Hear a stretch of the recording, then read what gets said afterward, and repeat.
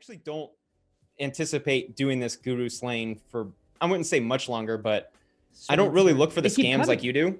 But they keep coming, Spencer. They never end. They never end, Spencer. I know. Even while watching your guys' call-out videos. This is your retirement talk, is it?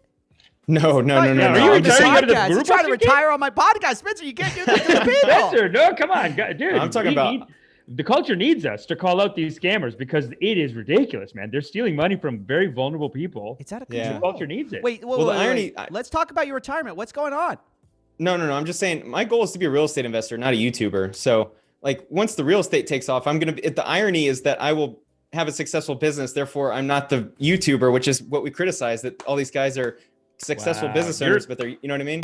I just assume that you're making millions in real estate and you're like, but I always wanted to be on TV. You're opposite. You're on TV. He's on you're TV, making wanted to go to real estate. Dude, I love it. You're gonna be rich. There's a lot I admire about that. In fact, one of the guys, I've always felt bad about this. I called out this guy, Brock Johnson, right? Back in the day. I mean, it was just like a clip. It was just a clip I used. But he actually turned out to be a really legit guy. And I was actually wrong about him. I don't think he's a fake guru. And what he ended up doing is he just, like you, Spencer, he just wanted to go start a successful FBA business. He didn't even want to bother with the YouTube stuff. He did it a little bit because he wanted to like inspire people, but he's like, dude, I don't even want to do this. I'm going to go back to just running my actual business. And that's what I like to see. And that's kind of the problem. Why you don't see too many really successful people running courses is because they don't want to do that. They enjoy being experts at what they're experts at. Like they want to just do what they're good at.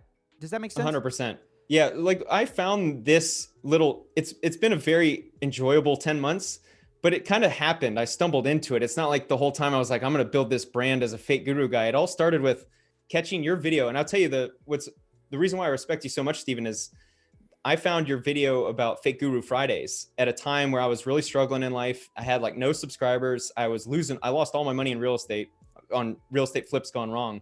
And I came across this like Fake Guru Friday. And I went, this is interesting. That's an interesting title. I'm going to click on it. And it was about Dan Lok. And I said, I've always had a weird feeling about this. I had done 2 or 3 videos about real estate people that I felt like were a little shady. And so it's just the right time, right moment, right video. And I said, you know what? I'm going to take a really deep dive into these people. I just want to know. I'm not, there's completely objective. I don't care if I'm right or wrong. It's just, I want to analyze these people. And my first episode was Dan Lok. And the second I started taking a deep dive into him, then Ty Lopez, then Dan Pena, I went, oh man, I'm onto something here. And so it's become something, but I never wanted to be a YouTuber that exposes fake gurus, if that makes sense. So it's an enjoyable ride. I'll do it as long as I need to. But at some point, if I'm running a successful real estate business, I'm not spending 30 or 40 hours analyzing a freaking guru. But why one or the other? No, like, I totally understand. And Spencer, the respect is mutual, my friend, because I enjoy the, I feel like I bring okay, I'm not even going to say a little bit, dude. I bring a lot of sensationalism to my videos. And you have like a more calm approach. And sometimes I think that's good. I mean, I don't always think that my approach is the best approach. It's just kind of what I like to do. But I do think that there's definitely, I mean, let's just say this. It's going to be a sad guru world when you're gone.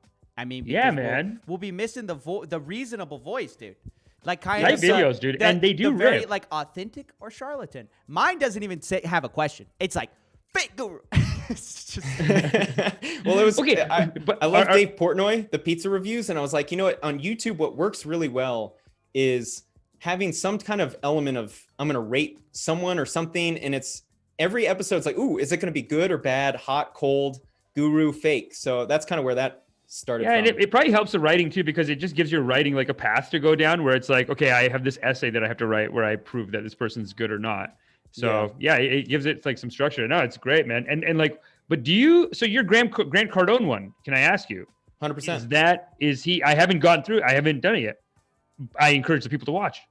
But are you it seems like maybe you're into Grant Cardone, because in the Dan Lok video, in the Dan Lok video, you kind of gave Grant Cardone a shout out. You guys said this Dan Lok is a sociopath, but you're like, hey, you can get all the great advice you need in one Grant Cardone book. Right? You remember that? Yeah, I don't mind Grant Cardone. He runs a very successful real estate business. He's been in business for 30 years. Now, what I don't like about him within real estate is I don't think he's great for the real estate community. because it is very much my way or the highway. It'd be like, Amish, if you went into a school and instead of going, hey, Amish, what would you like to learn? You said, you know what? For a guy like you, I think the best path is this. We'll just say mathematics is the best major. And you're like, I've had an interest in science. But you go, no. Math is the only way to get a job after school. You need to do that.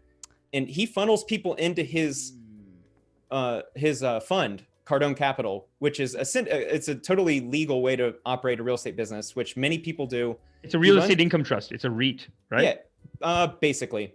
Wow. So he's legitimate. Now, the real question, and the reason why I can't jump to a conclusion, is we need to see the returns after 5 years, because the goal of the syndication deals that he operates is we're going to get in, we're going to renovate a property, and in 5 years, we're going to exit. But what happens if the market tanks? If your property loses 20% value, you won't be able to exit a loan. And in a commercial loan, you usually have a balloon payment at year 5. And that's where it can get really tricky. If interest rates jump, or if this is what happened during 2008, when your note comes due and all of a sudden you can't sell your property for $5 million, it's only worth $4 million. Well, if you owe $4 million on the loan, no bank's going to loan $4 million. So now you're stuck. You can't exit the previous loan. You can't get a new loan, and you can only sell it for what it's worth. Well, now you're in trouble. Very true. And Spencer, I've lost money trying to flip real estate too. It is such a dream that these guys sell you, and they've been selling. Dude, we went to Trump University. My dad paid for the class. I went.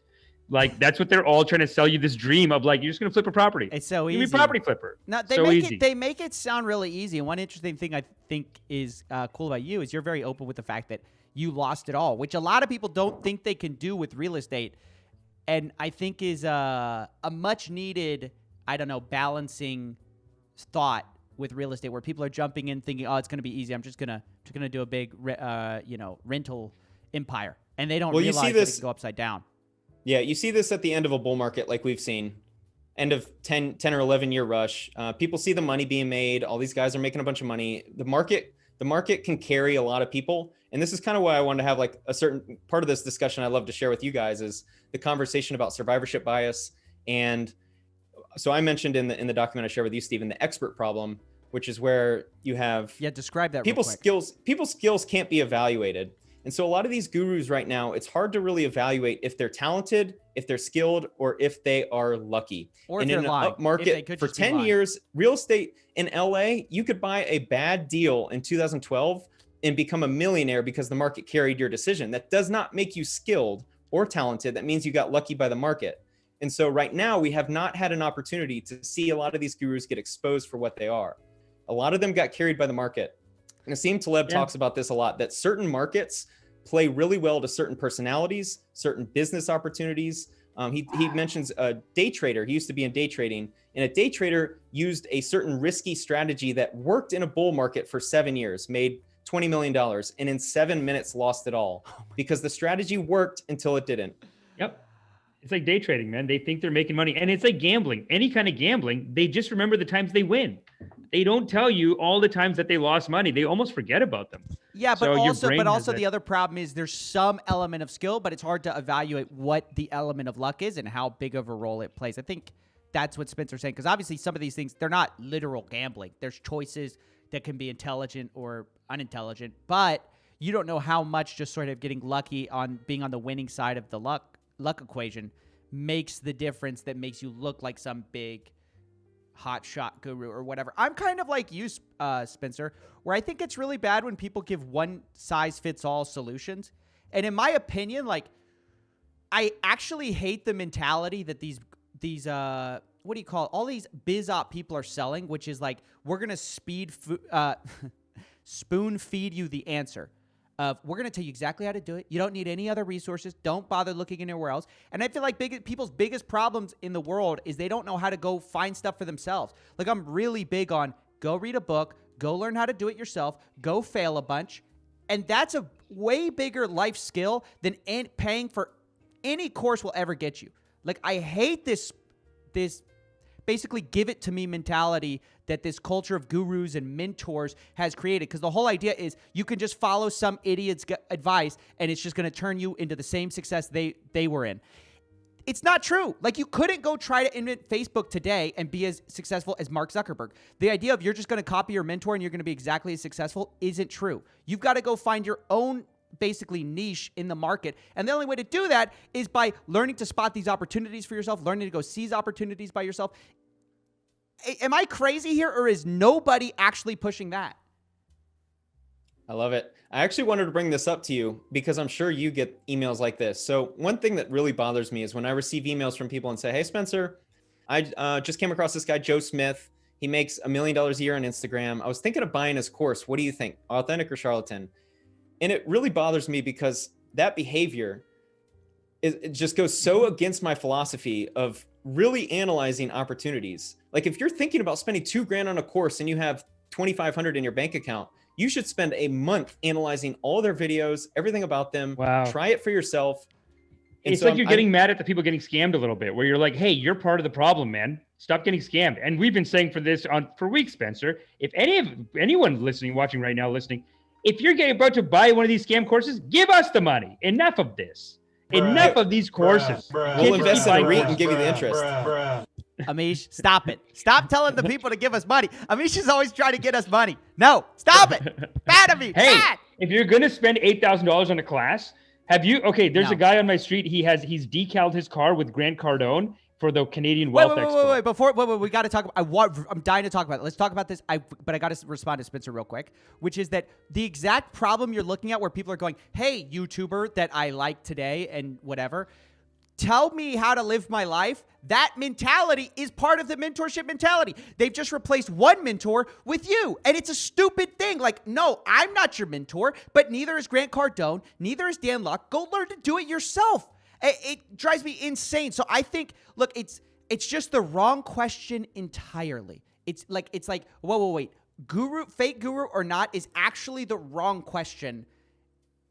If you even ask that question, I already know you're looking at it the wrong way, which is your point, which is like, you should be evaluating the opportunity for yourself, but you're not going to, as long as you're in this world of like, I'm just going to listen to some idiot on the internet. Yeah. So my goal with YouTube, my series is to be like a personal trainer. If I'm your personal trainer, in 5 months, I should be able to teach you everything you know such that you're on your own. My goal is to bring about awareness to all the tactics they use in such a way that in 5 months, you're watching my channel for entertainment because you already know how to evaluate people yourself. That's my whole goal. Let's hope. True. Let's hope. That should be the goal of all fake guru busters, I think. Yeah. That's important work. They need to be reminded for sure because the ads are nonstop. Which, Even by the way, we all videos get scammed. We all get, it's not like I'm not vulnerable. I mean, we all can get scammed.